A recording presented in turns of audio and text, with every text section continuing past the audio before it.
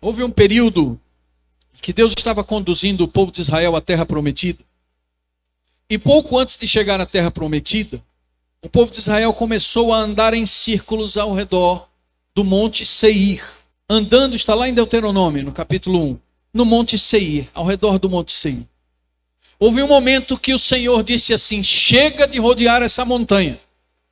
Segui para o norte, virai-vos para o norte. O chamado solene de Deus para nós, queridos, nesses últimos dias, é para que nós também, como igreja de Deus, Israel de Deus, paremos de andar em círculos, comecemos a andar para o norte, na direção que Deus está apontando. Deus está fazendo um chamado para nós que envolve uma série de questões. Um chamado ao reavivamento, um chamado à renúncia pessoal, um chamado à pregação do evangelho, um chamado para sermos santos. Deus está fazendo um chamado que, se a gente pudesse colocar todos esses chamados dentro de um só, eu diria: Deus nos está chamando para a destruição. Como é isso, pastor? Deus está chamando um povo seleto, especial, um remanescente, para a destruição do seu próprio eu. Um grupo de crentes que estará caminhando sobre a terra pouco antes da volta de Jesus, que é diferente de todo o restante da raça humana.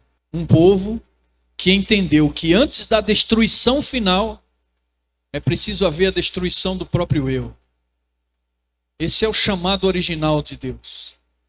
Todo aquele que quiser vir após mim, negue-se a si mesmo. Tome a sua cruz e... Paulo disse: a cada dia morro. O Senhor está chamando uma igreja, uma geração, para o dia da destruição, que precisa ocorrer antes da destruição do planeta. E é por isso que eu ponho na tese dessa mensagem: antes que o mundo acabe, o nosso eu precisa ser destruído.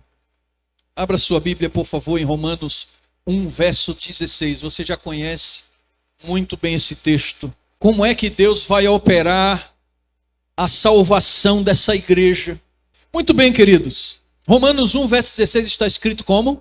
Não me envergonho do evangelho, porque é o poder de Deus para a salvação de todo aquele que crê, primeiro do judeu e também do grego. Com base no tempo que você conhece a Cristo e decidiu andar com Ele. Você acha que já compreende o evangelho? Se hoje alguém chegar para você e disser assim: mas o que é o evangelho? Paulo resumiu de forma muito clara, né? Clara para quem entendeu a sua mensagem. O evangelho é o poder de Deus para a salvação de todo aquele que crê. O poder de Deus. Mas isso precisa ser compreendido. Precisa ser compreendido. Primeiro pensemos em todo o poder de Deus, o seu ato criador, o seu poder de conhecer e ler os pensamentos, de saber todas as coisas, de ser onipresente, onipotente. Primeiro pensemos em sua grandeza, a sua capacidade de trazer as coisas à existência com o poder da sua palavra. Eu acho lindo no livro História da Redenção, Ellen White dizendo que como Deus criou os anjos. Não sei se você lembra dessa parte, mas Deus chamou os anjos à existência. Nossa! Dá para imaginar um poder como esse?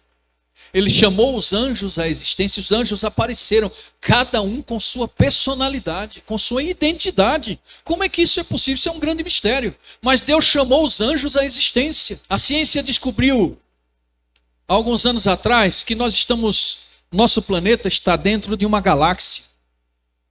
Depois a ciência foi avançando e viu que existiam outras galáxias, então chamaram esse conjunto de galáxias de aglomerados de galáxias.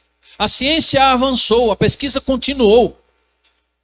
Depois mudou de aglomerados de galáxias para conglomerados de galáxias. E esse tamanho do universo é incomensurável. Se você perguntar no Google, digitar assim, qual o tamanho do universo? Qual a grandeza do universo? A primeira resposta que aparece é essa, multiplique 13 bilhões por 9,5 trilhões de quilômetros e você terá a resposta. E eu caí, né? Peguei a máquina e fui ver, mas não dá para fazer. Essa é a resposta. Esse é o poder de Deus. Essa é a grandiosidade de Deus. Um ser acima de todo outro ser criado. Até os filósofos do passado que não acreditavam em Deus conseguiam falar a respeito de um ser superior de uma forma linda, que pode até ser aplicada à pessoa de Deus. Platão, por exemplo, dizia que Deus é como um motor imóvel. Alguém que está sentado no seu trono, que não precisa mexer uma palha, um dedo, mas ele faz todas as coisas funcionarem ao seu redor. Ao redor do seu trono, orbita todo o universo. A energia que alimenta todos os sóis, todas as estrelas gigantescas que estão no universo. Desse trono, desse ser imóvel, todas as coisas funcionam. Todas as mentes são prescrutadas. Todas as pessoas são conhecidas, cada uma de suas criaturas, e a palavra de Deus diz que até mesmo o pardal, a formiga e tantos outros seres que nem sequer são pensantes, são objeto do cuidado de Deus. Isso é toda a grandeza de Deus, é o poder de Deus para a salvação de todo aquele que crê. Então, aí você já começa a pensar que Paulo não disse uma coisa tão simples. O evangelho é o poder de Deus para a salvação de todo aquele que crê. Sabe por que Paulo escreveu assim, logo no primeiro capítulo aos Romanos? Porque havia uma crença ali, um burburinho no meio daquela igreja, daquele povo, que dizia assim, que evangelho é esse que fala de um Messias que morre crucificado? Um Messias que, no conceito geral, deveria vir para fazer grandiosas coisas. Deveria vir para libertar uma nação, para estabelecer um reino universal. Mas ele morre numa cruz e as pessoas zombavam desse tipo de evangelho. As pessoas estavam ridicularizando o evangelho. Aí Paulo se levanta e diz assim, olha, eu não tenho vergonha do evangelho não, vocês estão falando isso aí. O evangelho não é isso que vocês estão acreditando que estão vendo. Um servo sofredor pendurado no madeiro, jorrando o sangue dele. Vocês estão olhando para essa cena como se isso fosse tudo. Mas o evangelho é o poder de Deus para a salvação de todo aquele que crê. Por isso eu não me envergonho do evangelho. A palavra de Deus estava escorraçada naquele tempo. A ideia de que o Messias havia vindo não parecia ser real, porque ele morreu morte de cruz. Mas por trás de todo esse cenário tão terrível, de um Messias que morre crucificado, traído até mesmo pelos seus amigos, esse cenário não dizia tudo. Era preciso entender que há algo muito maior por trás disso tudo. Isso é o evangelho. Deus é tão grande, a sua glória é tão incomensurável. O acesso a esse ser que está acima de todos os outros seres criados é impossível. Mas graças àquela cena da cruz, de um Cristo crucificado, ensanguentado, e depois ressurreto, graças àquela cena da cruz, pessoas que não tinham possibilidade nenhuma de salvação, que não podiam produzir por si mesmos salvação, foram alcançados por esse poder da graça e conduzidos até a presença do Pai Celestial. Agora eu tenho acesso ao trono de Deus por causa do sangue vertido na cruz do Calvário. Eu posso me ajoelhar, eu posso orar como nós fizemos aqui há poucos instantes e ter acesso ao trono de Deus por causa desse sacrifício que os romanos se envergonhavam e que Paulo disse, eu não tenho vergonha, tem muito mais aí que vocês não estão vendo. Isso tudo que vocês estão olhando, esse cenário, que parece ser um cenário de derrota, vocês não sabem. Isso é o poder de Deus para a salvação de todo aquele que crê. Todo aquele que invocar o nome do Senhor naquele dia será salvo. Porque há um poder por trás disso tudo. Bendito seja o nome do Senhor. E esse poder a que Paulo se refere é o poder que realiza o maior de todos os milagres que os seres humanos já viram. Além da transformação do homem, além da mudança do caráter, do aperfeiçoamento do caráter, Deus é capaz de trazer à vida aqueles que morreram e que já se tornaram pó. Ele pode, como fez com os anjos, chamar novamente os mortos à existência. E aquele pó, aquela realidade que não existe mais, pelo seu poder, pelo poder do Evangelho, ele pode trazer, tirar do pó da terra. Algumas pessoas imaginam a ressurreição assim, né? Os túmulos se quebrando, abrindo, as pessoas saindo. Lembram de Ezequiel 37? De o vale de ossos secos. Aquela é a promessa de Deus para Israel, dizendo: eu vou um dia ressuscitar vocês. Ainda que vocês estejam como ossos secos, podres. E essa coisa da sequidão dos ossos tem a ver com a ausência total e completa de vida. É impossível. Homem de Deus, é possível que esses homens se levantem, que esses mortos se levantem? Senhor, só tu sabes. E Deus põe de pé um exército sobremodo numeroso. Muito bem, queridos.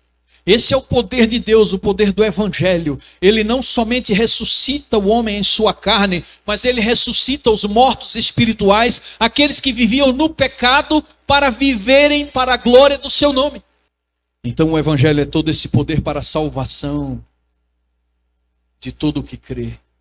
Após o pecado, Deus trabalha diligentemente para destruir a imagem corrompida do ser humano e para restaurar a imagem do seu Filho Jesus em todos aqueles que se submetam ao poder do Evangelho. Então o problema não é que a gente consegue ou não consegue. Meu Deus, como é difícil ser um cristão. Como é complicado andar em obediência. Senhor, como é difícil. Não, o problema não é que é difícil ser cristão. O problema é que muitos de nós nos dizemos cristãos, mas ainda não nos dispomos diante da presença de Deus para que todo esse poder possa ser dirigido a cada um de nós. Para que se cumpram algumas promessas como aquela que está escrito: todas as coisas contribuem para o bem daqueles que amam.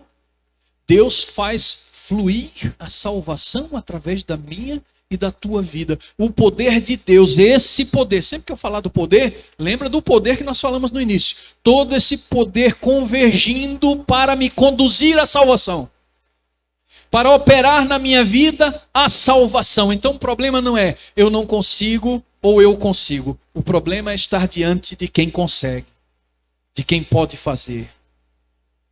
Por isso o Evangelho primeiro justifica o homem, depois o santifica para finalmente o glorificar. Romanos 3, verso 24 a 28 está escrito assim: sendo justificados gratuitamente por sua graça mediante a redenção que há em Cristo Jesus, Deus ofereceu como sacrifício para propiciação por meio da fé, pelo seu sangue, proclamando a evidência da sua justiça, por sua misericórdia, havia deixado impunes os pecados anteriormente cometidos, mas no presente demonstrou a sua justiça, a fim de ser justo e justificador daquele que deposita toda a sua fé em Jesus. Amém? Isso é Paulo falando aos romanos. Os mesmos que estavam ridicularizando essa história do Evangelho, de um Messias crucificado. Então Paulo diz aqui: vocês são justificados por esse que vocês zombam. A morte dele, o sacrifício dele, foi para que vocês tivessem salvação. Então, primeiro nós lemos um texto aqui que apresenta Deus operando a sua salvação por meio da justificação. Aí o verso 28 desse mesmo texto vai dizer assim: concluímos, portanto, que o ser humano é justificado pela fé, independente da obediência à lei. Olha aí. Somos justificados pela fé, independente da obediência à lei. É aqui onde a maioria dos crentes encontra um problema e não consegue passar daqui. Mas hoje, pela graça de Deus, o Evangelho será apresentado na sua essência, para que eu e você saiamos daqui sabendo o que dizer para as pessoas quando perguntarem: o que é o Evangelho? Como é que Deus me salva? Como é que ele opera a salvação na minha vida? Então, primeiro a justificação, depois a santificação. O texto está em Tessalonicenses 2, verso 13, que diz assim: Todavia, irmãos amados do Senhor, devemos sempre dar graças a Deus por vós, pois Ele vos escolheu desde o princípio para a salvação, como? Pela santificação. Salvação pela santificação feita pelo Espírito e pela fé na verdade. E para isso vos convocou, por meio do Evangelho que vos anunciamos, para alcançardes a glória do nosso Senhor Jesus Cristo. Nesse texto de Tessalonicenses 2, verso 3, Paulo já revela para a gente aqui que a salvação também inclui a santificação e a glorificação. Mas tem um texto ainda que fala da glorificação de forma ainda mais clara. Colossenses 3, verso 4. Está escrito assim: e aos que predestinou, a estes também chamou. E aos que chamou, a estes também justificou. E aos que justificou, a estes também glorificou. Todo o processo que você vê naquela cruz que os romanos achavam ridícula, tem esse princípio aqui. Reservar você para a salvação. Ele predestinou você para a salvação. Aí você entende que a predestinação aqui não é uma coisa que Deus determina e agora está fechado, não. Porque Deus trabalha com essa questão da aceitação, do livre-arbítrio. Todos foram predestinados para a salvação, o mundo inteiro. Mas recebe a salvação aquele que aceita. Então, primeiro ele predestinou você. E como é que ele faz? Como é que ele processa a salvação? Ele te justifica, ele te santifica e ele te glorifica. Então, a palavra de Deus está confirmando agora, através de Paulo, mais uma vez, agora falando aos Colossenses, que ele, além de justificar, ele também nos glorificou. Quando aparecer o sumo pastor, alcançareis a incorruptível coroa da glória. Amém? Louvado seja o nome do Senhor. 1 Pedro 5, verso 4. Muito bem, queridos. Parece que normalmente o que traz mais preocupação e angústia para a igreja é não entender a santificação.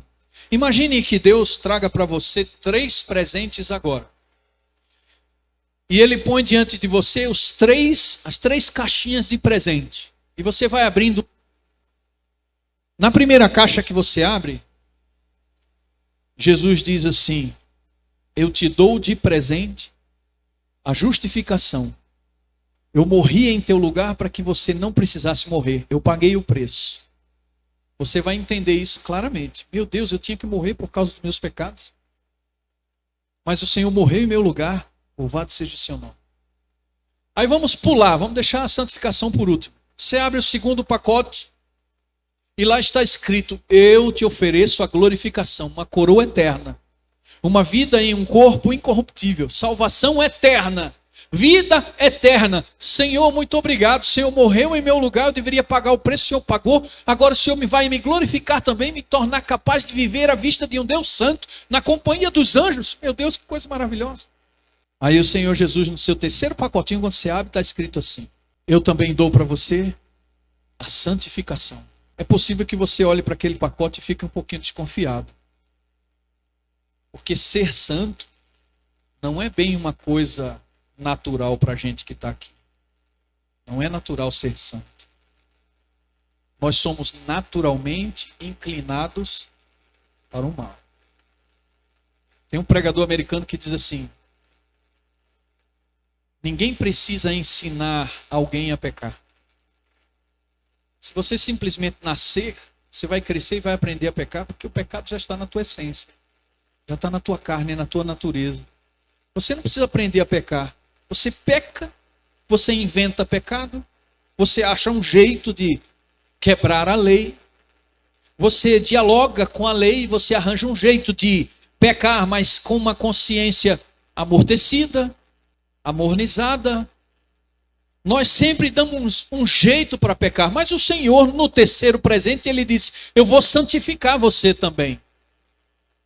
Só que a gente confunde essa obra de santificação e a gente pensa assim: bom, se eu não conseguir ser santo, eu não vou poder herdar o reino dos céus.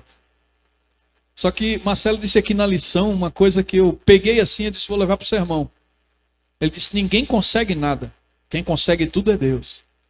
Hoje você está aqui para entender definitivamente que a obra do Espírito Santo em formar a imagem de Jesus em nós também é graça. Glória a Deus. A obra do Senhor em formar a imagem de Jesus em nós, através da pessoa do Espírito Santo, também é graça.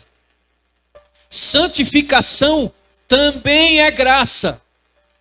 E nós temos costume de separar santificação de justificação. Ah, Senhor. O Senhor me justificou. Está tudo certo. Mas Ele não nos convidou apenas para sermos justificados e glorificados, não. Porque assim como disse a música que vocês cantaram aqui há pouco tempo, pecado não se explica, pecado se paga. Se paga. Cristo precisou morrer daquela forma terrível, aquele cenário que os romanos olhavam e diziam, que cenário ridículo, um Messias que morre dessa forma, humilhado, escorraçado diante dos seres humanos. Como é que ele podia salvar a raça humana? O mundo inteiro, se o mundo quiser ser salvo, pode ser salvo por ele. Mas como isso é possível? Um ser pendurado no madeiro por pregos? A santificação também é graça, queridos. Parece que essa parte do processo da salvação, que é a santificação, é aquilo que tira da gente o sono, que traz angústia, que traz o medo. Meu Deus, será que eu não tenho o privilégio de entrar na Canaã? Porque o Senhor pede que eu seja santo. Ele pede que eu seja santo. Mas como, Senhor? Nós somos naturalmente inclinados para o mal. Aí Jesus chega com aquele terceiro presente e diz assim, você ainda não entendeu.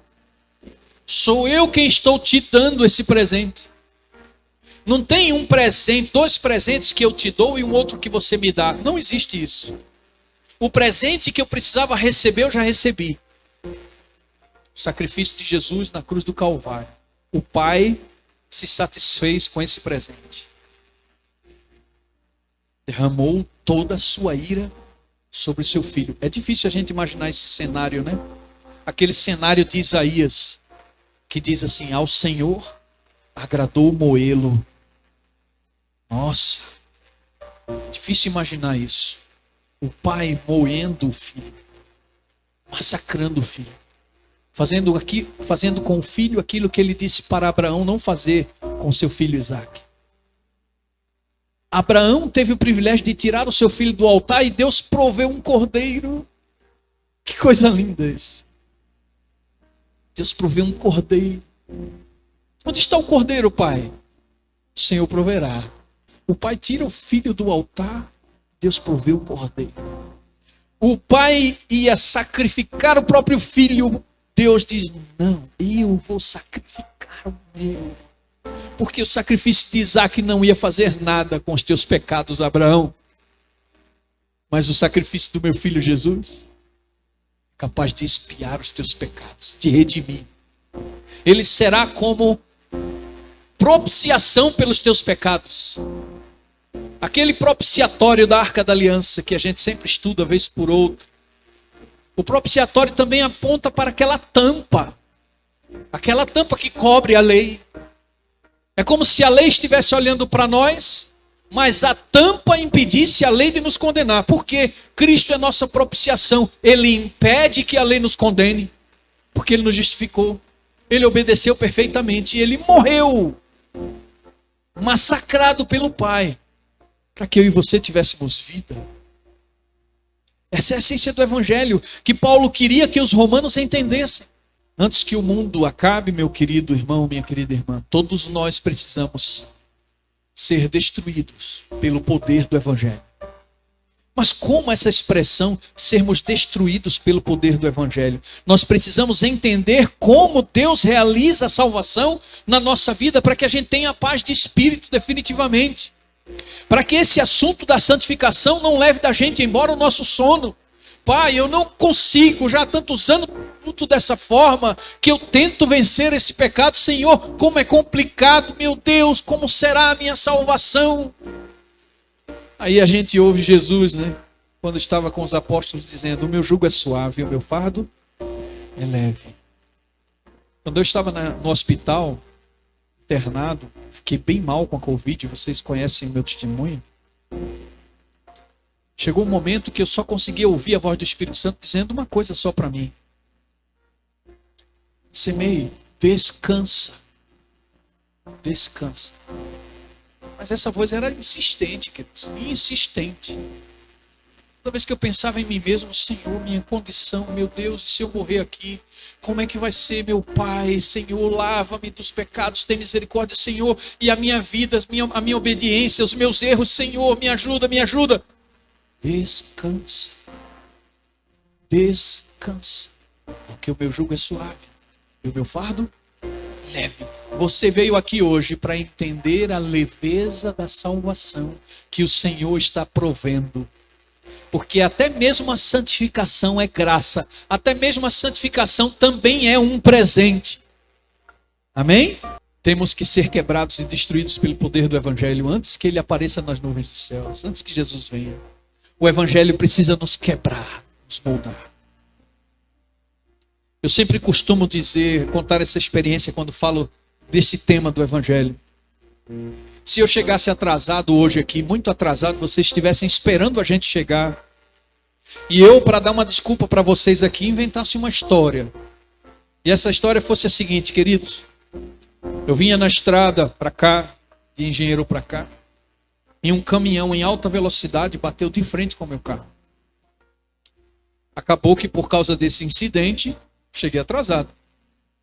É fácil acreditar numa história dessa? Por que não é fácil? Se um caminhão em alta velocidade se choca de frente comigo, o que é que sobra de mim, querido? É como uma meditação que eu fiz recentemente na oração do meio-dia. É perda total, meu querido. É perda total. O Evangelho é assim. Quando o Evangelho, na sua essência, como Paulo fala aqui em Romanos, nos encontra, quando o Evangelho te encontra, ele te destrói, querido. Quando o Evangelho nos acha, nunca mais as pessoas olharão para nós e verão aqueles homens do passado, aquelas mulheres do passado. Eu já fui escravo do pecado, já estive nas correntes do diabo e sei muito bem o que significa o poder do Evangelho. Porque quando eu me vi preso, sabe o que eu pensava? Impossível me recuperar. Impossível ser salvo. Impossível ser achado. Impossível ser transformado. Porque eu olhava para mim mesmo. Eu achava que eu tinha que mudar de atitude para ser aceito por Deus.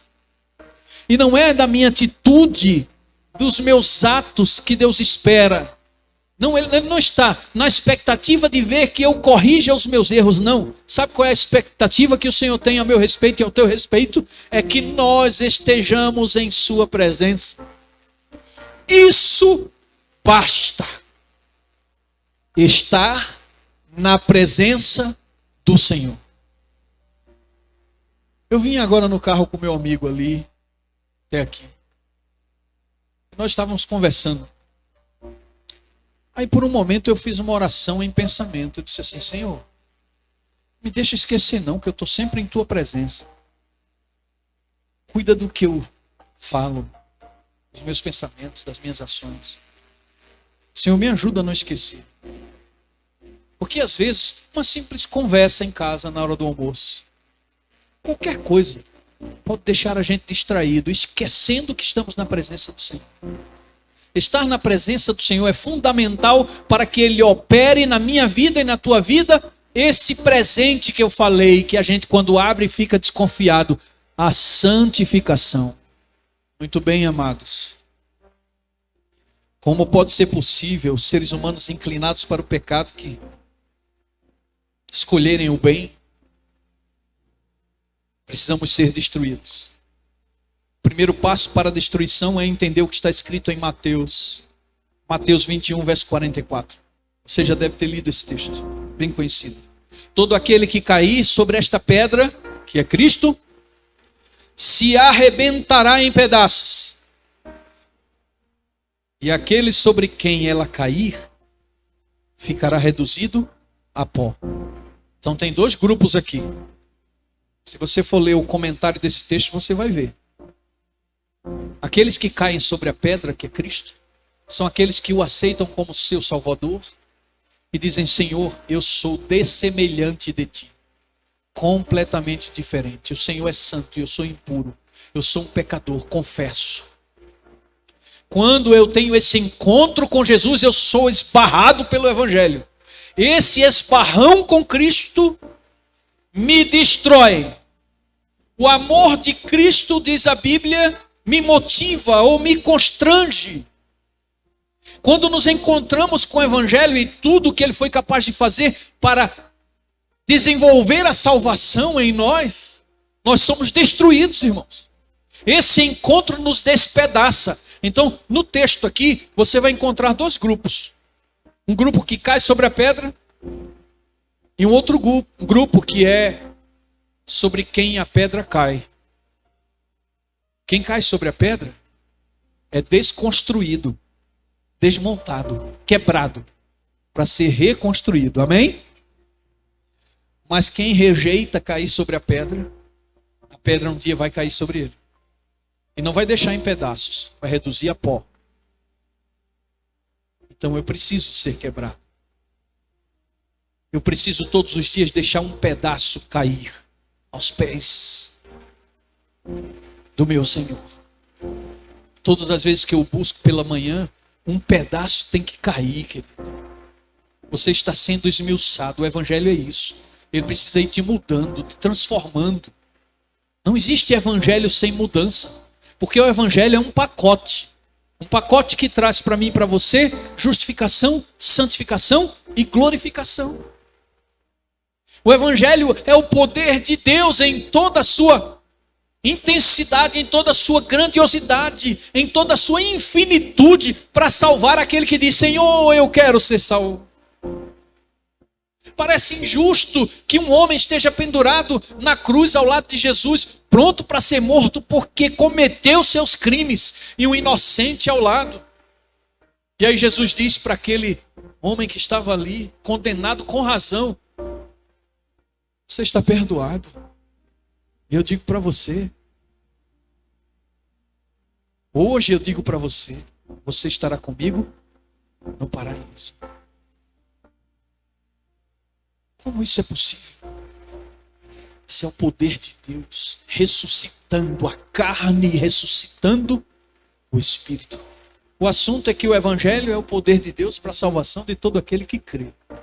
E não importa a tua condição, nem o tempo de vida que você tem. Olha, isso é muito importante.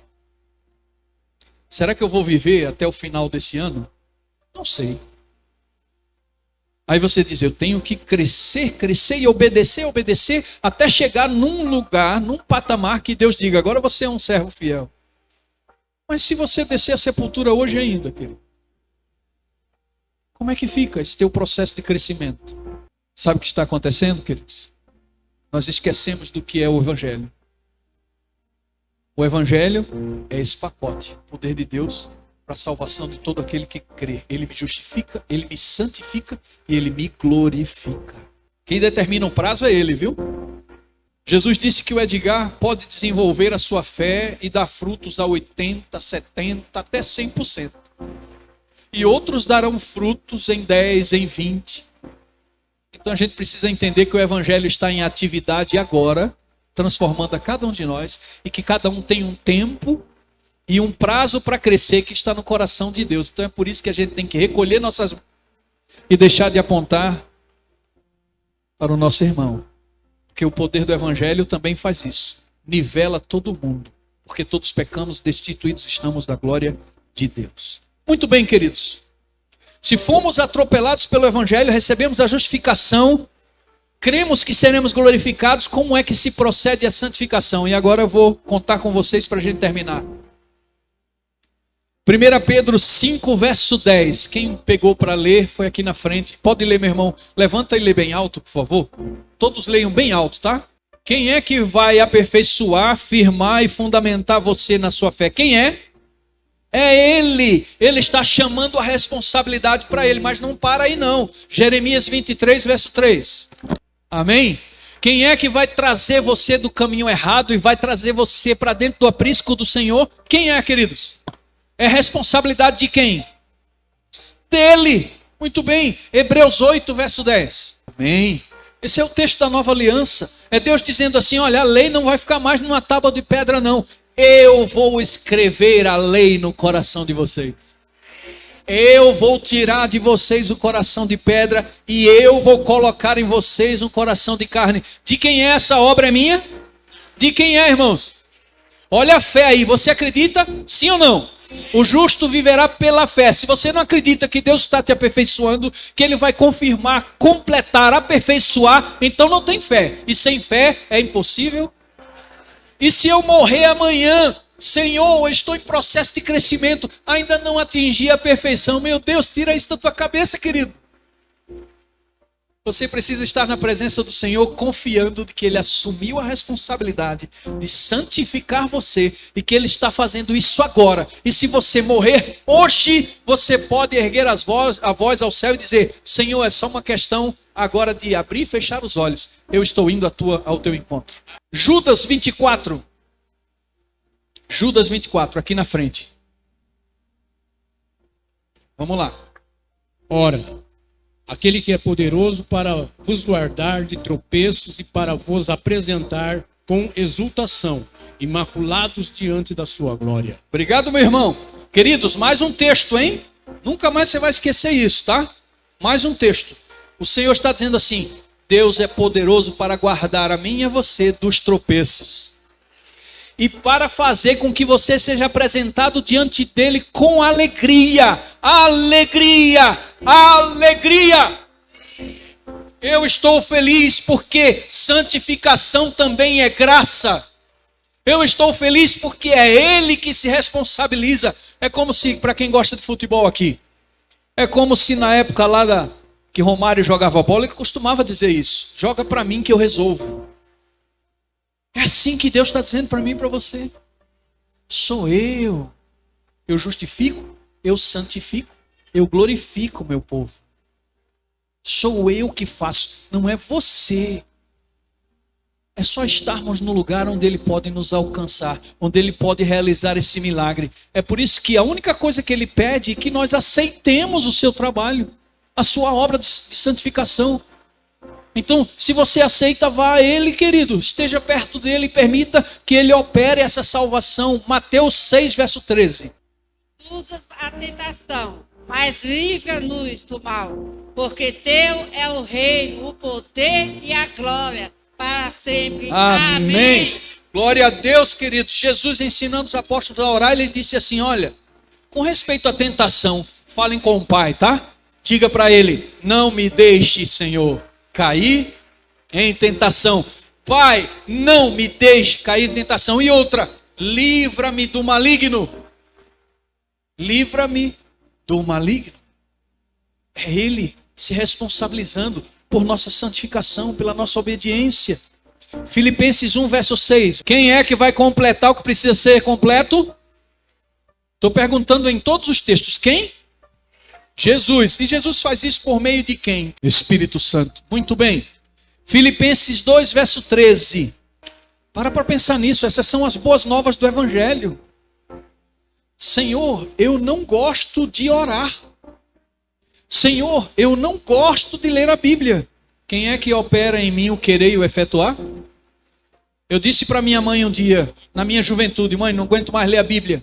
É só letra, estou cansado, não gosto. Aí minha mãe disse assim, você já falou isso para Deus? Eu me assustei, né?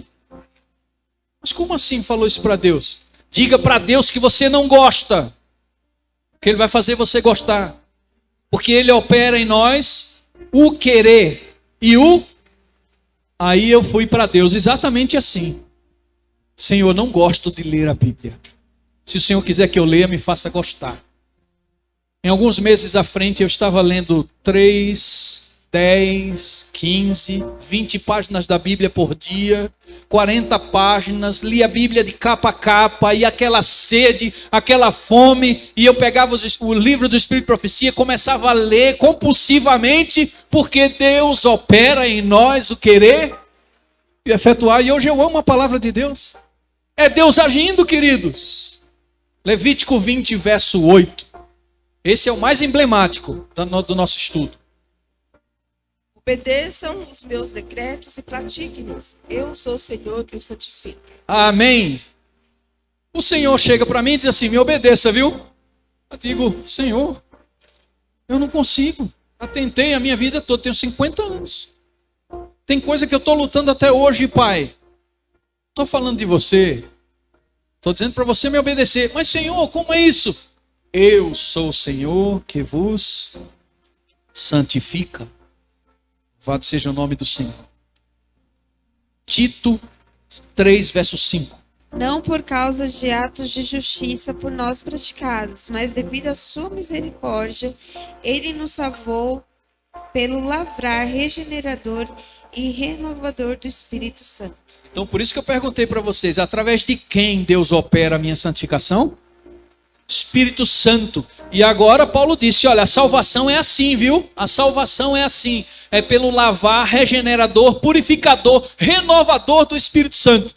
Agora mesmo o Espírito Santo está caminhando entre nós e trazendo essa verdade para mim e para você.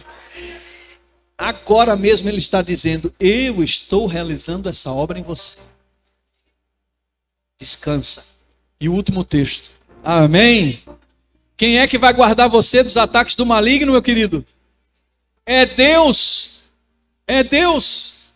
A obra do Espírito Santo em formar a imagem de Jesus em nós também é graça. É tudo graça. Graça.